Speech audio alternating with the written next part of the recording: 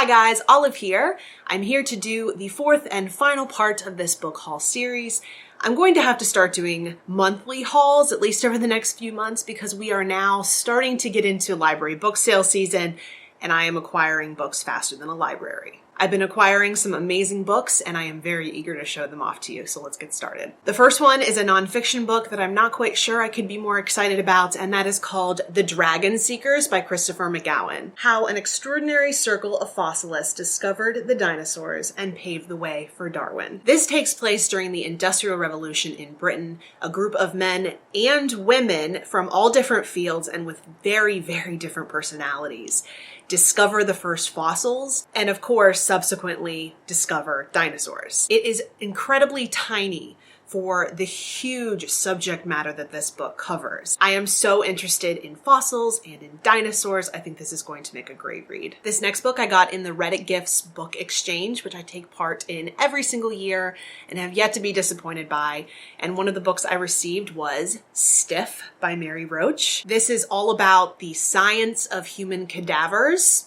What happens when you donate your body to science. I have heard nothing but amazing things about Mary Roach. All of her books are highly praised. I do not know why I have not yet picked one up, given that I am a big nonfiction fan, but I'm glad I finally own a book of hers and can get started on it in the near future. My gifter for the Reddit Gifts book exchange obviously took the time to get to know me through my Goodreads profile and figured out how much I love Russia. And so, along with Stiff by Mary Roach and an ebook, they sent me Russian Stories, which is a dual language book of short stories by all different Russian authors.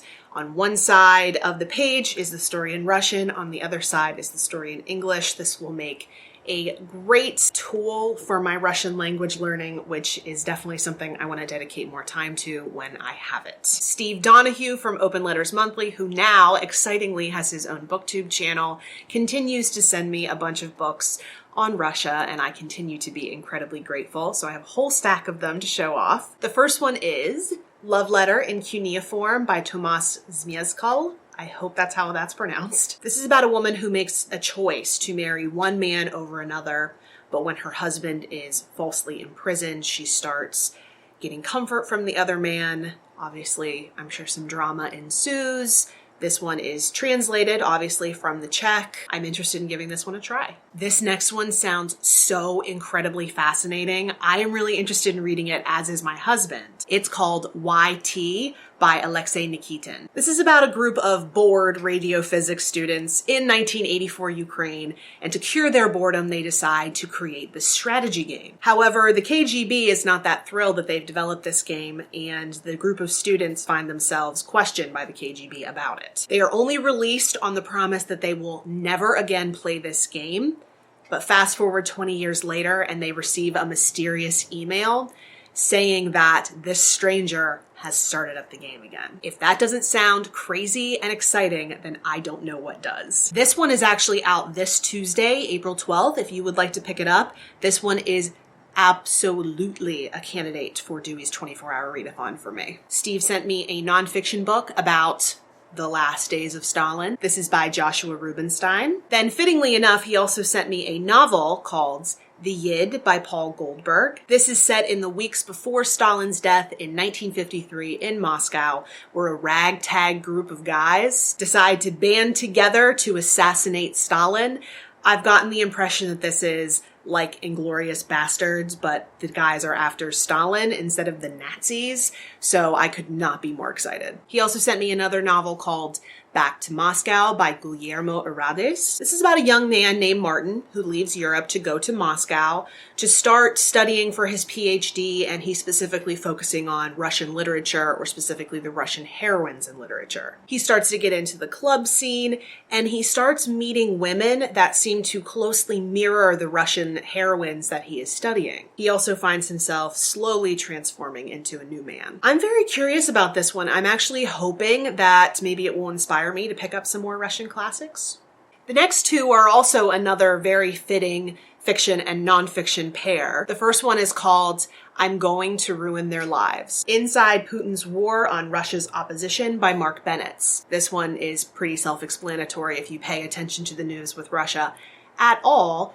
you know how Putin feels about opposition. The novel that closely matches this one is an arc that comes out in August of this year called The Senility of Vladimir P. This is by Michael Honig. This is a story set 20 years in the future where Putin is experiencing dementia and is in the care of people who are exploiting him. These are the last two books that Steve sent me that I'm going to show off in this haul. The first one being The Landscapes of Communism, A History Through Buildings by Owen Hatherly. I think this one is pretty self-explanatory. It's talking about Soviet architecture and the history of the Soviet Union through its buildings. This last one is less of a book and more so a weapon. Oh my God, it's so heavy. This is called Catherine the Great, Art for Empire. Steve has already sent me a book about Catherine the Great's involvement in the arts and her desire to forward the arts in Russia during her reign. This one is obviously a lot more image heavy, emphasis on heavy. It has very beautiful,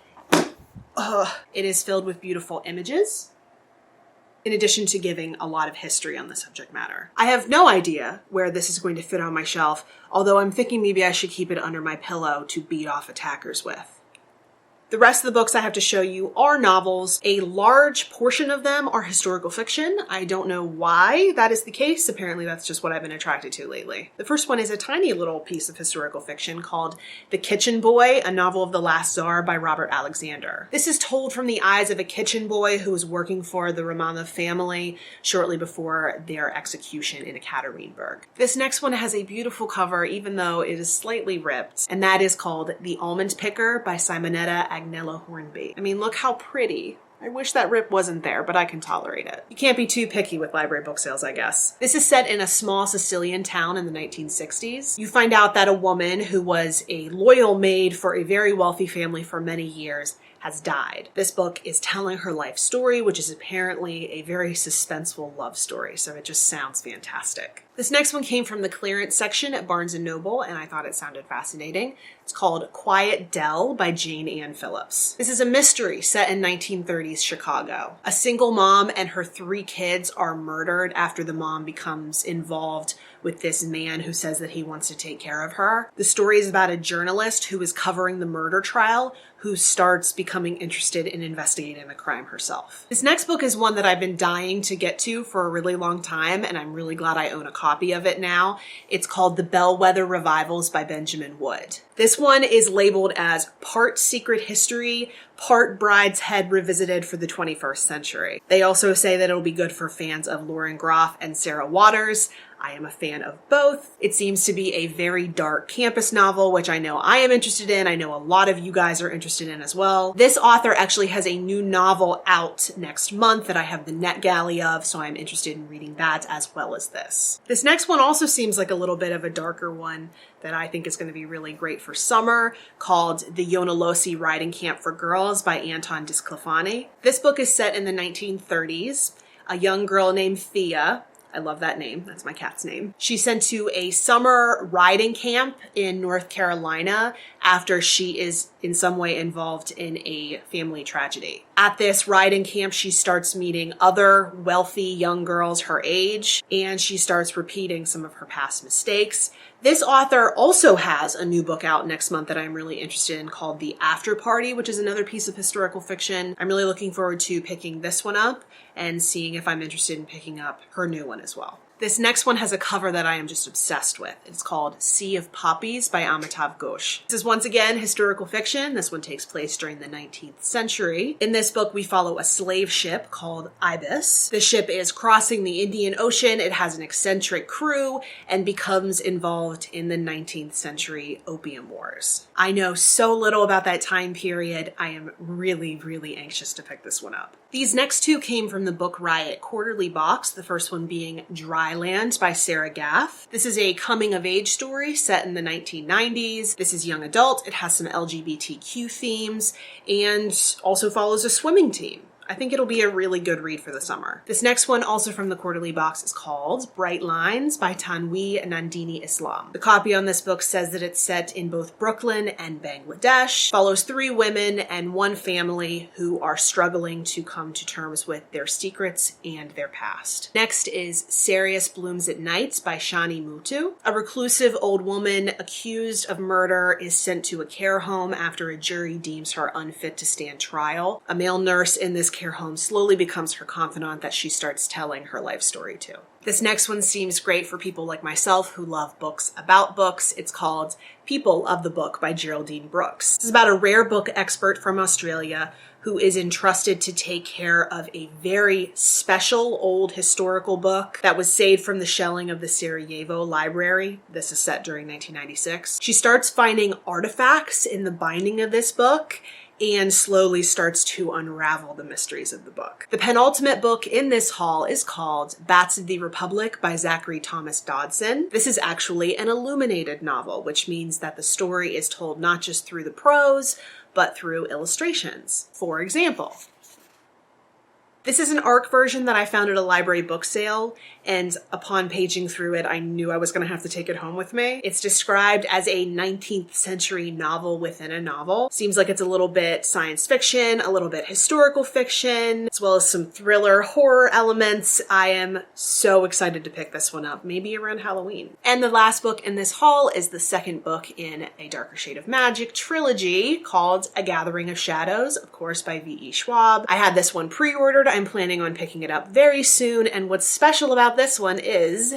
I got a signed copy. Barnes & Noble was offering the same price for pre-order copies that were signed or unsigned, so of course I decided to get a signed version. I think I might be picking this one up next month. So that was officially the last section of this book haul. I think I am going to start doing monthly hauls over the next few months, so you can keep an eye out for those. If you've read any of these books, please let me know. I'd love to hear what you thought of them. Or if your interest was piqued by any book that I mentioned and you add it to your TBR, please let me know that as well. I love to hear that kind of thing. You can put anything like that or any other comments or questions down in the comments section below. I'm also reachable on a variety of places on social media. All links are in the description box below. Thank you so much for watching. Happy reading. I will see you in the next video. Bye.